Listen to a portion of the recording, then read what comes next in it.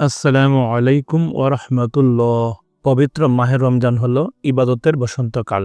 এ সময় মুমিন হৃদয় আনন্দে মেতে ওঠে, কেননা অন্য সময়ের তুলনায় এ সময় সমস্ত ইবাদতেই সওয়াব বেশি, যার ফলে প্রতিটি মুমিন ব্যক্তি মত্ত থাকেন বেশি বেশি আমল করায়।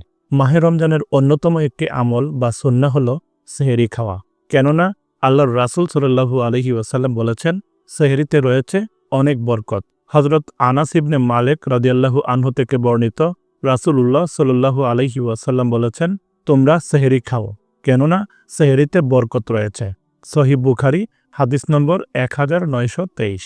অন্য এক হাদিসে রাসূল সাল্লাল্লাহু আলাইহি ওয়াসাল্লাম বলেছেন, সেহরি খাওয়া বরকতপূর্ণ কাজ, সুতরাং তোমরা তা পরিত্যাগ করো না। এক ঢোক পানি দিয়ে হলেও সেহরি করো, কারণ যারা সেহরি খায় মহান আল্লাহ তাআলা তাদের উপর রহমত বর্ষণ করেন এবং ফেরেশতারা তাদের জন্য রহমতের দোয়া করেন। মুসনাদে আহমদ হাদিস নম্বর 12, মুসান্নাফে ইবনে আবি শাইবা হাদিস নম্বর 9010, সহিহ ইবনে হিব্বান হাদিস নম্বর 3476। হযরত আমর ইবনে আস রাদিয়াল্লাহু আনহু থেকে বর্ণিত, রাসূল সাল্লাল্লাহু আলাইহি ওয়াসাল্লাম বলেন, আমাদের এবং আহলে কিতাব অর্থাৎ ইহুদি ও নাসারা এর রোজার মধ্যে পার্থক্য হলো সেহরি খাওয়া। আমরা সেহরি খাই আর তারা সেহরি খায় না।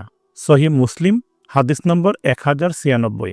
কিন্তু সেহরি খাওয়ার পর রোজা রাখার জন্য নিয়ত করা লাগবে কিনা এ ব্যাপারে অনেকেই জানতে চান যে সেহরির পর নিয়ত না করলে রোজা হবে কি।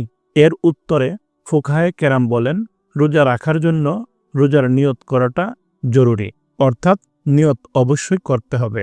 আর নিয়ত করাটা হচ্ছে অন্তরের ব্যাপার, সেটা মুখে বলার কোনো প্রয়োজন নেই। তবে রমজান মাসে শেষ রাতে রোজা রাখার জন্য ঘুম থেকে ওঠা ও সেহরি খাওয়াটাই হচ্ছে রোজার নিয়তের অন্তর্ভুক্ত। আলাদাভাবে আর কোনো নিয়তের প্রয়োজন নেই। তবে অনেকেই আলাদাভাবে নিয়ত করেন, যেটা হাদিস দ্বারা প্রমাণিত নয়। সবচাইতে গুরুত্বপূর্ণ হলো মুখে কোনো নিয়ত উচ্চারণ করা জরুরি নয়, তাই কেউ মুখে নিয়ত না করলেও রোজা আদায় হয়ে যাবে। মহান আল্লাহ তাআলা আমাদের সকলকে রোজার পরিপূর্ণ হক আদায় করে প্রতিটি রোজা রাখার তৌফিক দান করুন। আমিন।